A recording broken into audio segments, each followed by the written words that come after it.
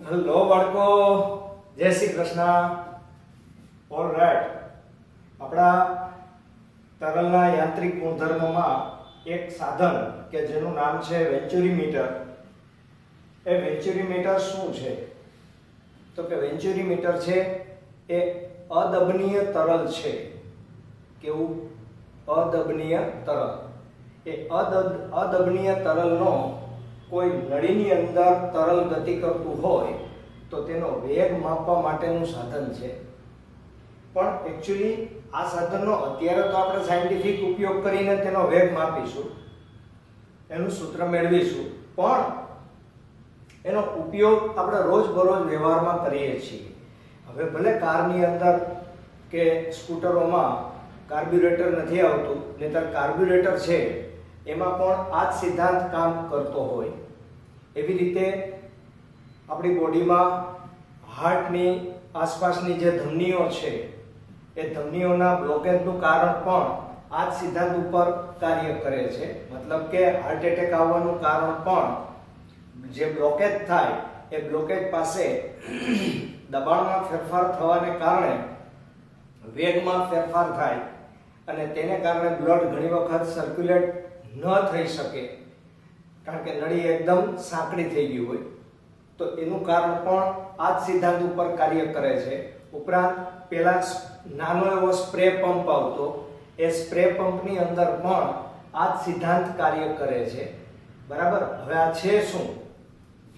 તો કે આ યુ આકારની નળી કે જેને મેનોમીટર કહેવાય, એ મેનોમીટરની અંદરના ભાગમાં એટલે કે આ નળીની અંદર ρm ઘનતાવાળું પ્રવાહી ભરેલું છે અને ઉપર વેન્ચુરીમીટરની નળી છે. આ નળી જોઈ શકો છો કે પહેલા પહોળી છે, પછી આ ગળાનો વિસ્તાર કહેવાય થ્રોટ, એવા નાના એવા વિસ્તાર પૂરતી આ નળી સાંકડી છે કે જ્યાંથી પ્રવાહી બહાર નીકળવાનું છે.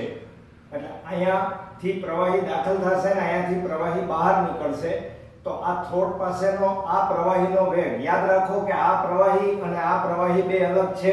આ પ્રવાહીની ઘનતા ρ છે. અહીંયા જે પ્રવાહી ગતિ કરે છે તેની ઘનતા ρ છે. બરાબર. અને પ્રારંભિક બિંદુ છે એક લખેલું છે ત્યાં વેગ v1 છે, દબાણ p1 છે. બે લખેલું છે ત્યાં દબાણ p2 છે, વેગ v2 છે. આપણો હેતુ પ્રથમ બિંદુ આગળનો વેગ v1 પ્રાપ્ત કરવાનો છે. બરાબર. તો આ બિંદુ આગળનું દબાણ પણ વધારે હશે અને આ બિંદુ આગળનું દબાણ ઓછું હશે. બરાબર. કારણ કે ત્યાં વેગ વધારે હશે, સાંકડો વિસ્તાર છે એટલે. તો હવે સૌથી પહેલા તો સાતત્ય સમીકરણનો ઉપયોગ કરવો પડશે, કારણ કે આ જે પહોળો ભાગ છે એનું આડછેદનું ક્ષેત્રફળ કેપિટલ A છે. આ થ્રોટ વાળો સાંકડો ભાગ છે તેનું ક્ષેત્રફળ સ્મોલ a છે. સ્મોલ a નાનું જ છે, આ મોટું જ છે. અહીંયા વેગ v1 છે, અહીંયા વેગ v2 છે. તો સૌથી પહેલું કામ આપણે એ કરશું કે આપણા કયા સમીકરણ મુજબ ભાઈ? સાતત્ય સમીકરણ મુજબ શું થશે? a v1 બરાબર a v2. આપણે v1 મેળવવાનો છે એટલે v2 નો લોપ કરવો પડે, એટલે v2 ને આપણે અત્યારથી સૂત્રનો કરતા બનાવી દઈએ તો v2 બરાબર a v1. આને આપણે સમીકરણ નંબર 1 આપી દઈએ. બરાબર. અને હવે 1 અને 2 બંનેની ઊંચાઈ પ્રારંભમાં સમાન જ છે. બરાબર. અને અંત સુધી સમાન જ રહેવાની છે. તો આ બંને ની ઊંચાઈ h1 h2 સમાન છે. ઘનતા આમાંથી વહન પામતા પ્રવાહીની ઘનતા ρ છે. આ બિંદુ આગળનું દબાણ p1 છે, વેગ v1 છે. તો બર્નોલીના સમીકરણનો પણ આપણે ઉપયોગ કરી શકશું, એટલે કે બર્નોલીના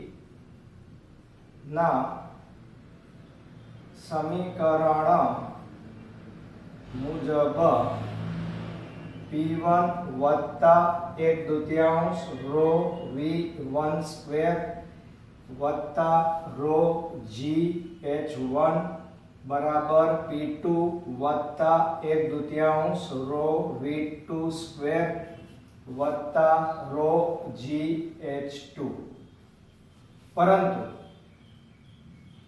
1 અને 2 એક જ સમક્ષિતિજ સપાટી પર છે, તેથી H1 બરાબર શું લખાય? H2. એટલે H1 બરાબર H2 લખો તો આ સૂત્ર તો નીકળી જાય. તો ખાલી શું બચે?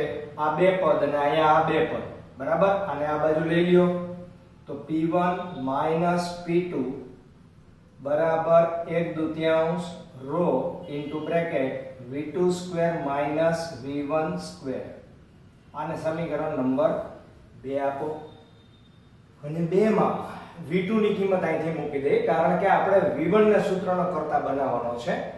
તો અહીંયા આ કિંમત આપણે મૂકી દઈએ તો P1 P2 is equal to 1/2 rho કૌંસમાં સ્ક્વેર છે ભાઈ, એટલે a upon a અથવા a square V1 square minus V1 square, બરાબર? તેથી P1 P2 બરાબર 1/2 રો V1 સ્ક્વેર કોમન નીકળી જાય તો a square upon a square minus 1 આવું વધશે. હજી તમારે સાદું રૂપ આપવું હોય તમે આપી શકો છો ભાઈ, 1/2 રો V1 સ્ક્વેર કૌંસમાં a square minus a square upon લઘુત્તમ a સ્ક્વેર. આને આપણે સમીકરણ નંબર 3 એવું નામ આપી દઈએ. ઓકે, હવે જુઓ, જ્યારે આ પ્રવાહી અહીંયા પહોંચે ત્યારે બે વચ્ચે દબાણનો તફાવત છે. આ દબાણના તફાવતને કારણે રો m ઘનતાવાળું પ્રવાહી જમણી બાજુના મેનોમીટરમાં અધર ચડશે અને આમાં ક્યાં ઉતરશે? નીચે ઉતરશે. તો એનો અર્થ એમ થયો કે આ બંને મેનોમીટર વચ્ચેનો દબાણનો તફાવત આટલો જ હશે, પણ એ કેટલો હશે? તો કે P1 P2 બરાબર રો m ઇન્ટુ GH, જ્યાં h એટલે બંને મેનોમીટર વચ્ચેનો ઊંચાઈનો તફાવત, રો m એટલે અંદર ભરેલા પ્રવાહીની ઘનતા, ગુરુત્વ પ્રવેગ તો કોમન જ હોય. તો આને સમીકરણ નંબર તમે કેટલા આપી દો? 4. અને પછી તમે લખી નાખો કે સમીકરણ નંબર 3 અને 4 ને શું કરતા ભાઈ? સરખાવતા. અને V1 ને સૂત્રનો કરતા આપણે બનાવી દેવાનો છે. એટલે આ બેને સરખાવી દો તો શું થશે ભાઈ? રો m GH બરાબર 1/2 રો V1 સ્ક્વેર કૌંસમાં a square minus a square upon a square. બરાબર? બસ પૂરું થઈ ગયું. તો V1 ને સૂત્રનો કરતા બનાવી દો ભાઈ. તો V1 સ્ક્વેર બરાબર શું થશે? આ બગડો અહીંયા ગુણાઈ જશે એટલે રો 2 રો mgh ના છેદમાં a square minus a square, અને છેદનો છેદ ક્યાં જાય? ઉપર. બરાબર? તો V1 બરાબર આનું વર્ગમૂળ, તો આનું વર્ગમૂળ નીકળે એમ છે એટલે એને આપણે બહાર કાઢી લઈએ અને અહીંયા આવશે 2 rho mgh upon a square minus a square. તો આ બિંદુ આગળના વેગનું સૂત્ર તમને પ્રાપ્ત થયું. આ વેન્ચુરીમીટર નો ખરેખર સિદ્ધાંત તમે કહી શકો. બરાબર? હવે આ તો V1 તમે અહીંયા મેળવો છો. હવે તમારે વહનનો દર માપવો છે. આ બિંદુ આગળથી વહનનો દર કેટલો હશે એ માપવો છે, કે જેને કદ ફ્લક્સ કહેવામાં આવે.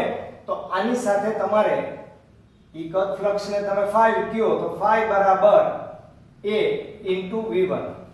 જો a એટલે મીટર સ્ક્વેર અને આ મીટર પ્રતિ સેકન્ડ. સૂત્રની ઉપયોગિતા છે એટલે વધારામાં સમજાવું છું.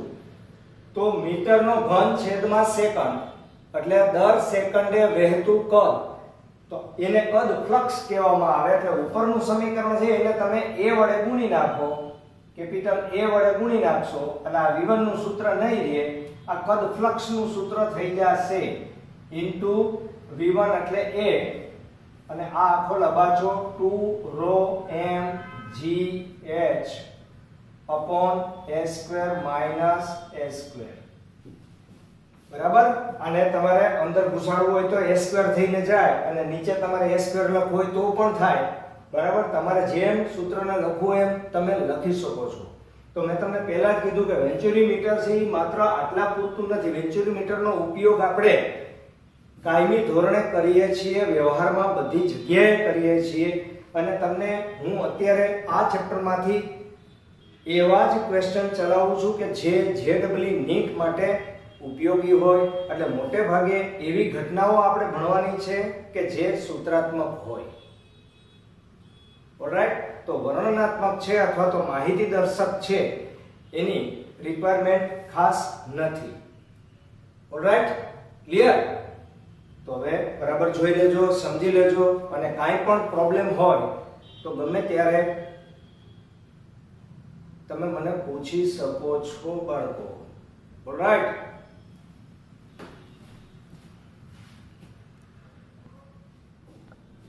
યસ બાળકો, શાંતા અથવા સ્નિગ્ધતા જેને વિસ્કોસિટી કહેવામાં આવે, આ શબ્દ મેં તમને થોડોક સમજાવેલો છે અગાઉ, પણ અત્યારે આપણે થોડા ડિટેલમાં સમજવાનો પ્રયત્ન કરીએ. એનું સૂત્ર પણ આપણે પ્રાપ્ત કરવાનું છે. અને યાદ રાખો, JEE નીટ માટે અત્યંત અગત્યનું સૂત્ર અને અગત્યની માહિતી છે. બરાબર. ઓકે. તો શ્યામતા કેને કહેવામાં આવે? તો પહેલા તમને સિમ્પલ એક આકૃતિ દોરીને સમજાવું છું. દાખલા તરીકે કોઈ એક ગ્લાસ છે, પાત્ર છે, પાત્રમાં પાણી ભરેલું છે. તો આ પાણીના જુદા જુદા સ્તરો છે, તેમની વચ્ચે સાપેક્ષ ગતિ હોય છે, સાપેક્ષ વેગ હોય છે. મતલબ કે જે સૌથી નીચેની સપાટીના સંપર્કમાં રહેલું પાણીનું સ્તર છે, પ્રવાહીનું સ્તર છે, તરલનું સ્તર છે, એનો વેગ શૂન્ય હોય અને અહીંથી તમે ઉપર જતા જાઓ તેમ તેમ તેનો વેગ છે એ શું થતો જાય? વધતો જાય. એટલે કે બંને સ્તર એકબીજા ઉપર લંબ રૂપે બળ લગાડતા હોય. એટલે કે નીચેનું સ્તર ઉપરના સ્તરની ગતિને અવરોધવાનો પ્રયત્ન કરે. જેમ જેમ ઉપર જતા જાઓ તેમ તેમ એ સ્તર એ સપાટીથી દૂર ને દૂર જતું રહે છે. એટલે ધીમે ધીમે કરતા તેનો વેગ વધતો જાય. બરાબર. તો આવા પ્રકારના વહનને સ્તરીય વહન કહેવાય. અને આવા સ્તર વચ્ચે લાગતા આ આંતરિક એવા ઘર્ષણ બળ ના ગુણધર્મને શ્યામતાનો ગુણધર્મ કહેવામાં આવે. જેમ તરલ જાડું હોય, દાખલા તરીકે ડામર છે, લોહી છે, જામેલું ઘી છે, એની શ્યામતા વધારે હોય. પણ પાણી છે, બરાબર, ઓગળેલું ઘી છે, તો એની શ્યામતા કેવી હોય? ઓછી હોય. જેમ પ્રવાહી તરલ વધારે ઝડપથી વહી શકતું હોય અથવા પાતળું હોય તો તેની શ્યામતા ઓછી હોય. પણ જે માંડ માંડ વહી શકતું હોય તેના સ્તર વચ્ચે લાગતું આંતરિક ઘર્ષણ બળ એ સૌથી વધારે હોય. અને આ બાબત આપણે આગળના પ્રશ્નમાં પણ જોવાની છે.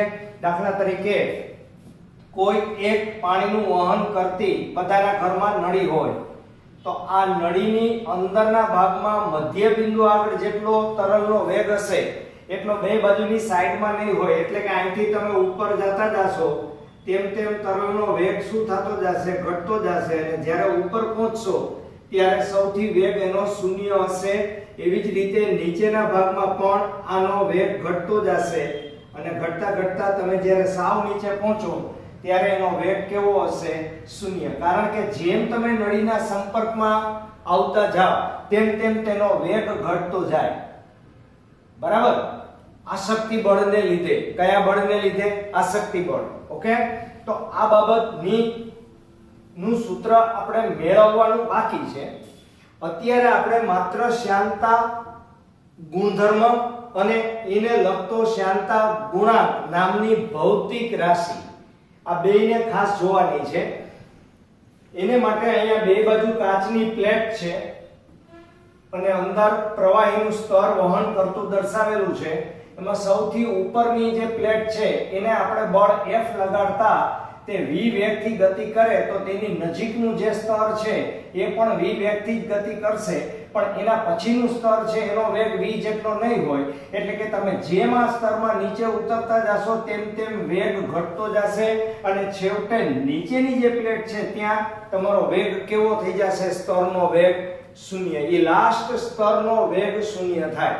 તો તમે ઉપરથી ધક્કો મારશો તો તમને એવું નથી લાગતું કે આમાં આકાર બદલેલો છે? આપણે આગળનું ચેપ્ટર ભણ્યા ઘન અવસ્થા, એમાં આકાર બદલે તો જે વિકૃતિ ઉત્પન્ન થાય એને આકાર વિકૃતિ કહેવામાં આવે. કઈ વિકૃતિ? આકાર વિકૃતિ. તો અહીં મૂળ અવસ્થા એની A B C D હતી, પણ બળ લાગ્યા પછી A E F C થાય. તો આકૃતિ પરથી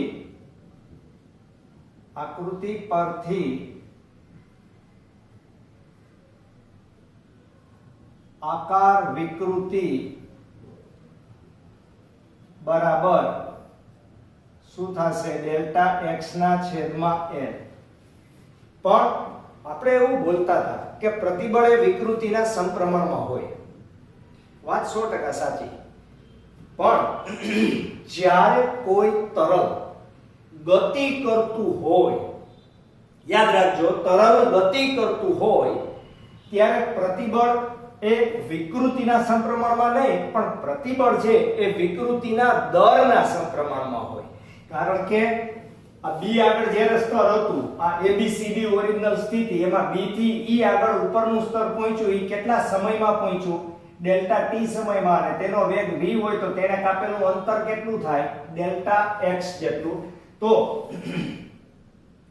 આકાર વિકૃતિ નો દર બરાબર ડેલ્ટા x અપોન l તો છે જ, પણ વધારામાં આપણે શું કરી નાખશું? Delta t.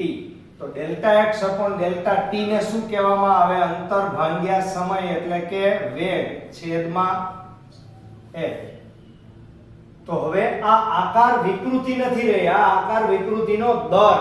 કારણ કે સ્તર ગતિ કરે છે, ગતિ કરતું હોય ત્યારે જ આ લાગુ પડે. અને આના આધારે શ્યામતા ગુણાંક કે જેને ઈટા કહેવામાં આવે એના બરાબર આકાર પ્રતિબળ છેદમાં આકાર વિકૃતિ નો દર. બરાબર? આ બેનો ભાગાકાર કરવાથી ઈટા મળ્યા, એનું સૂત્ર છે. તો પ્રતિબળ કેને કહેવામાં આવે? ભાઈ F ના છેદમાં A. વિકૃતિનો દર એટલે V upon L. તો eta is equal to F into L upon A into V. આ સૂત્રને આ રીતે પણ ક્યારેક ઉલ્લેખ થઈ શકે છે. F upon A into V upon L. જ્યાં V upon L છે એ જો સૂક્ષ્મ વિસ્તાર પૂરતું તમે લ્યો, ધારો કે dx જેટલું જ અંતર કાપે છે, તો આ જ સૂત્રને તમે આમ પણ દર્શાવી શકો, F upon A into dV upon dx. જ્યાં dV upon dx ને વેગ પ્રચલન કહેવામાં આવે છે. શું કહેવાય? વેગ પ્રચલન. બરાબર? એ ટેક્સ્ટ બુકમાં એનો 100% ઉલ્લેખ નથી, પણ ધ્યાન રાખવાનું કે JEE નીટમાં ક્યારેક વેગ પ્રચલન આપેલું હોય તો એ વેગના છેદમાં અંતર જ છે, બીજું કાંઈ નથી. બરાબર? તો આ તમને જે સૂત્ર પ્રાપ્ત થયું, આ સૂત્ર ઉપરથી તેનો એકમ આપણે લખવાનો પ્રયત્ન કરીએ. આમ તો આનો SI એકમ પોઈસિલ આપવામાં આવે છે કે જેને PL વડે દર્શાવાય છે, પોઈસિલ. બરાબર? અને એનો CGS પદ્ધતિનો એકમ છે એ માત્ર પોઈસ આપવામાં આવે છે. અને બીજું આપણે મેળવી પણ શકીએ કે 1 SI એકમ એટલે કે પોઈસિલ બરાબર 10 પોઈન્ટ્સ આવા પણ ખાલી જગ્યાઓમાં ઘણી વખત પૂછાતા હોય છે, આ ધ્યાન રાખો. ઓકે, આને સાબિત પણ કરી શકાય, પણ પહેલા વહેલા આપણે એકમ લઈ લઈએ એટલે આપણને ઓટોમેટિક ખબર પડી જાય, બધી સાબિતી મળી જશે. F એટલે ન્યૂટન ઉપર મીટર છેદમાં A એટલે મીટર સ્ક્વેર ઇન્ટુ મીટર પ્રતિ સેકન્ડ એટલે એક એક મીટર જાય તો MKS પદ્ધતિનો એક એકમ newton second upon metre square પણ SI એકમ પદ્ધતિનો જ એકમ કહેવાય. અને એનો આવો જ CGS પદ્ધતિનો એકમ શું લખી શકો તમે? ડાય સેકન્ડ અપોન સેન્ટીમીટર સ્ક્વેર. બરાબર? તો હવે ન્યૂટનમાં ન્યૂટન એટલે શું? તો કે ન્યૂટન એટલે કિલોગ્રામ મીટર પ્રતિ second square into metre square ઉપર સેકન્ડ. તો એક એક મીટર સેકન્ડ અંશ અને છેદમાંથી નીકળી જાય તો કિલોગ્રામ પ્રતિ મીટર સેકન્ડ. તો આનું પારિમાણિક સૂત્ર m ઉપર 1 l ઉપર -1 t ઉપર -1 થાય. બરાબર? તો આ એનું પારિમાણિક સૂત્ર છે. આ MKS પદ્ધતિનો એકમ છે અથવા SI એકમ પદ્ધતિનો એકમ છે. આ CGS પદ્ધતિ છે. આ પણ SI અથવા MKS છે. આ CGS છે. બરાબર? તો આ બધા એકમ અને તેમની વચ્ચેનો સંબંધ પણ તમે આરામથી લખી શકો. જુઓ, આ કિલોગ્રામ ને ગ્રામમાં ફેરવી નાખો, બીજું કાંઈ નથી. 1 કિલોગ્રામ પર મીટર સેકન્ડ બરાબર કિલોગ્રામ ને ગ્રામમાં ફેરવો એટલે 10 ની 3 ઘાત, મીટર ને સેન્ટીમીટરમાં ફેરવો એટલે 10 ની 2 ઘાત, સેકન્ડ ને એમનેમ જ રાખો. બરાબર? તો એકડાનો એકડો. તો આ એકમ કયો થઈ ગયો? કયો? ગ્રામ પર સેન્ટીમીટર ઇન્ટુ સેકન્ડ બરાબર 10 આનો મતલબ શું થાય? આનો મતલબ થાય પોઈન્ટ્સ, એટલે કે CGS એકમ, અને આનો એકમ થાય PL પોઈસિલ. બરાબર? તો શ્યામતા ગુણાંક એ બહુ અગત્યની ભૌતિક રાશિ છે, આ પણ ધ્યાનમાં રાખો. અને સ્તર વચ્ચે લંબ રૂપે લાગતું બળ છે. કોની વચ્ચે?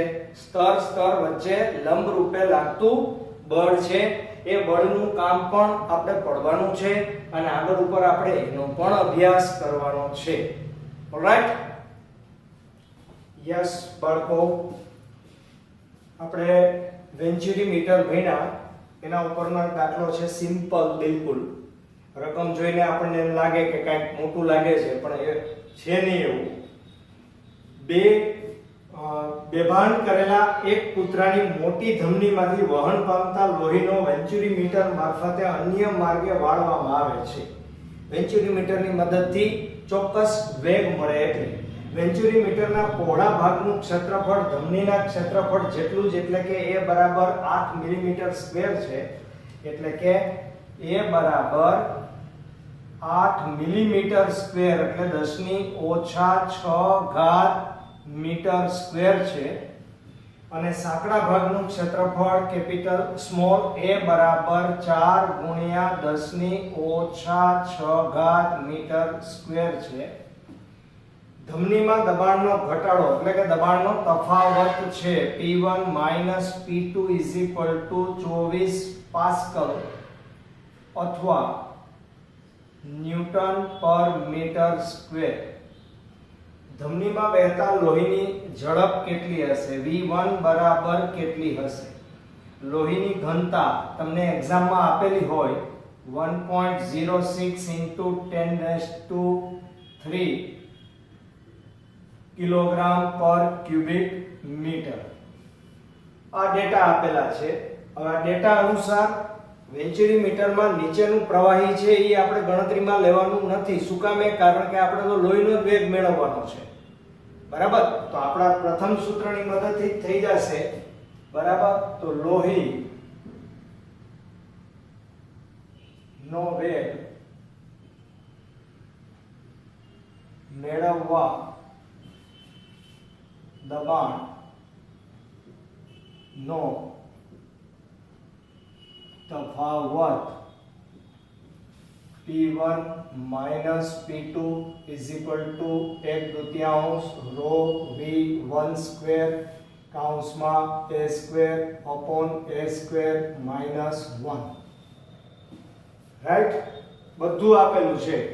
v1 ને સૂત્રનો કરતા આપણે બનાવવાનો છે એટલે v1 સ્ક્વેર બરાબર 2 into bracket p1 minus p2 upon rho into bracket a square upon a square minus 1 બરાબર, જ્યાં a square upon a square બરાબર શું થશે 64 ના છેદમાં 16 થાય કે ના થાય? આ બે તો નીકળી જાય બરાબર, વર્ક કરશો તો આ બે નીકળી જવાના.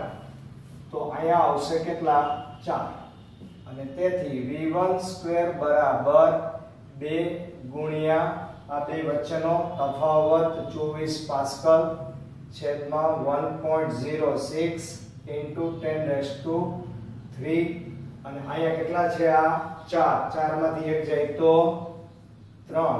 તેથી v1 સ્ક્વેર બરાબર 8 3 24 8 2 16 16 ના છેદમાં 0.6 ઇન્ટુ 10⁻³ આ ઉપર વહી જશે બરાબર. તો હવે આપણું કામ છે એ 16 ભાગ્યા 1.06 ઇક્વલ ટુ 15.094 ઇન્ટુ 10⁻³ હવે -3 હોય તો એનું વર્ગમૂળ ન નીકળે એટલે અહીંયા બેકી સંખ્યાની ઘાત જોઈએ અથવા કાઢી નાખો તોય ચાલે. તો આ બાજુ લઈ લ્યો તો 0.015094 બરાબર. આ v1 સ્ક્વેર બરાબર અને તેથી v1 બરાબર શું થશે 0.015094 અને એનું વર્ગમૂળ 0.1228 મીટર પ્રતિ સેકન્ડ. આ થયો લોહીનો વેગ નળી પાસેથી.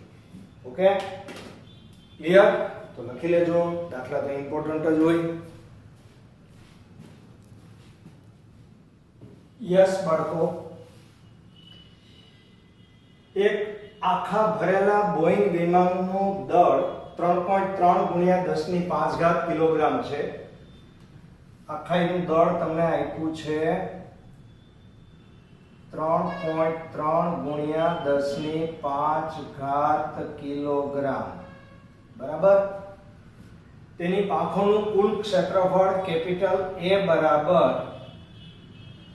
500 મીટર સ્ક્વેર આપેલું છે અને તે 960 કિલોમીટર છે એટલે આપણે એને મીટરમાં ફેરવવા પડે ભાઈ, છેદમાં સેકન્ડમાં ફેરવવા પડે એટલે આ 3600 થઈ ગયા બરાબર.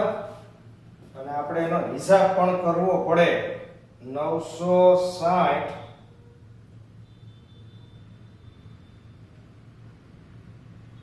ભાગ્યા 36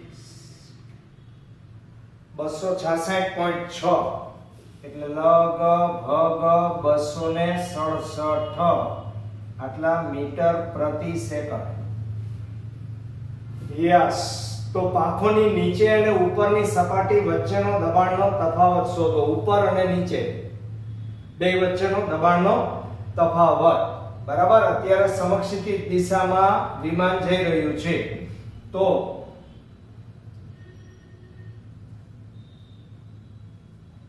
પાંખોની ઉપર અને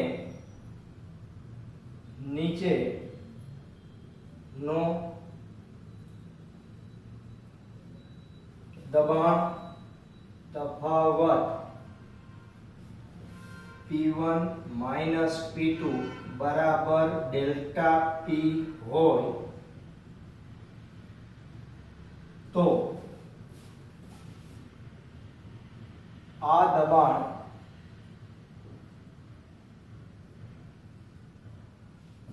તફાવતને લીધે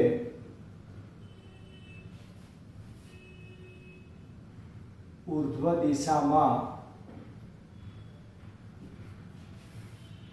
લાગતું બળ બરાબર વિમાનનું વજન બળ ઉર્ધ્વ દિશામાં જેટલું બળ લાગે એટલું એ વિમાનના નીચેની દિશામાં લાગતા વજન બળને સમતોલતું હોય ભાઈ એટલે mg બરાબર આ mg બરાબર દબાણ તફાવત ગુણ્યા ક્ષેત્રફળ એટલે આ થઈ ગયું બળ તેથી ડેલ્ટા p બરાબર mg ના છેદમાં a બરાબર અને તેથી ડેલ્ટા p બરાબર દળ તમને આપેલું છે 3.3 ગુણ્યા 10 ની 5 ઘાત ગુણ્યા 9.8 ના છેદમાં 5 ગુણ્યા 10 ની ઉપર 2 ઘાત બરાબર તો 3.3 ગુણ્યા 9.8 ભાગ્યા 5 6.46 into 10⁻³ આટલા પાસ્કલ બરાબર અને હવે બી માં શું માંગ્યું છે બી થોડું વિચિત્ર છે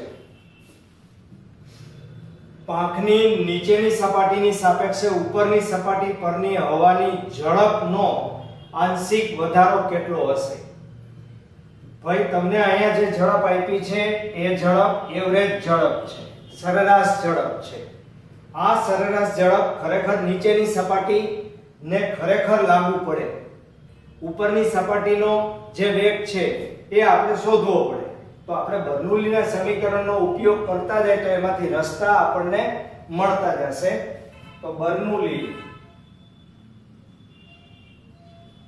ના સમીકરણ મુજબ P1 વત્તા 1/2 રો V1 સ્ક્વેર વત્તા રો GH 1 બરાબર P2 વત્તા 1/2 રો V2 સ્ક્વેર વત્તા રો GH2 બરાબર તો હવે પાંખોની ઊંચાઈ છે એ તો ઓલમોસ્ટ થોડો ફરક હોય પણ h1 બરાબર લગભગ તમે શું લઈ શકો h2 એટલે આ પદ તો બે બાજુથી નીકળી ગયું તેથી P1 P2 1/2 rho into bracket V2 square V1 square બરાબર અને તેથી ડેલ્ટા P બરાબર ડેલ્ટા P આપણી પાસે છે ઉપર આપણે મેળવેલું છે અહીંયા આવશે V2 V1 અને અવયવ પાડ્યા મેં બીજું કાઈ નથી કર્યું V2 V1 હવે V2 V1 ના લેવાય નિયમ પ્રમાણે V2 V1 નો આપણી પાસે ક્યાં એક વેગ જ છે એક જ વેગ તમારી પાસે છે ને આ વેગ કયો વેગ છે એવરેજ વેગનો મતલબ V1 V2 ઉપર નીચેનો ભાગ્યા 2 આનો મતલબ આમ થાય તો અત્યારે તમારે શું કરવું પડે કે આની જગ્યાએ તમારે લઈ લેવો પડે એવરેજ વેગ કયો વેગ એવરેજ તો delta P = 1/2 row V2 V1 બરાબર અને V2 V1 ભાગ્યા 2 બરાબર અને જો તમે એને ભાગ્યા 2 કરશો તો તમારા માટે લાગુ પડશે 2 ડેલ્ટા P આ બગડો ત્યાં વયો ગયો બરાબર એટલે આની જગ્યાએ તમે શું લખી શકશો કયો મને V એવરેજ એટલે આવું થશે ડેલ્ટા P બરાબર rho into V2 V1 into V average બરાબર હવે તમારે આંશિક ફેરફાર જોતો હોય તો આ બેનો ભાગાકાર હોવો જોઈએ આ બેનો ભાગાકાર નથી તો આપણે શું કરવું પડે ગુણવા પડે ભાંગવા પડે એટલે અહીંયા V2 V1 છેદમાં V average into V average નો સ્ક્વેર અંશ અને છેદને V એવરેજ વડે ગુણી નાખ્યા બીજું કાંઈ નથી કર્યું આપણે તો અત્યારે આ જે ભાગ છે એ જ આપણે શોધવાનો છે તો એના સૂત્રનો કરતા આપણે બનાવી દઈએ બરાબર તો V2 V1 ના છેદમાં V એવરેજ બરાબર શું થશે delta P upon rho delta A V square બરાબર.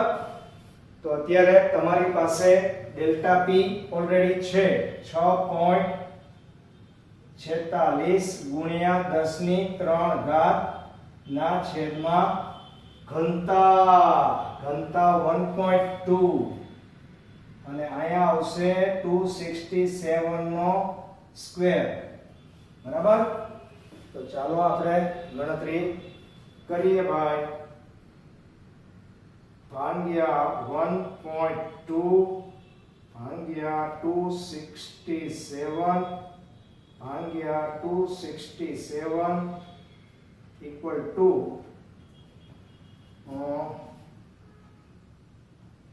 point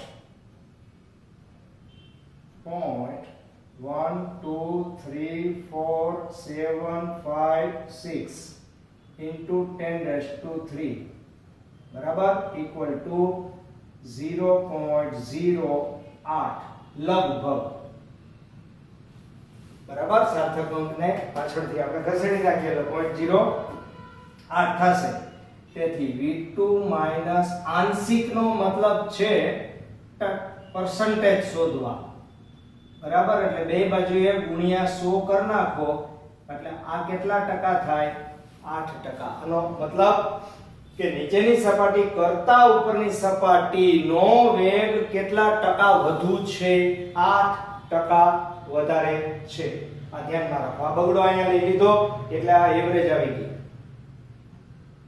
ઓલરાઈટ કે જે એવરેજ તમારી પાસે અત્યારે અહીંયા ઓલરેડી તૈયાર છે. ઓકે તો ધ્યાન રાખવાનું આવું ભાઈ. ચાલો લખી લ્યો ફટાફટ. ચાલો બાળકો આજે આટલું જ. બાકી નેક્સ્ટ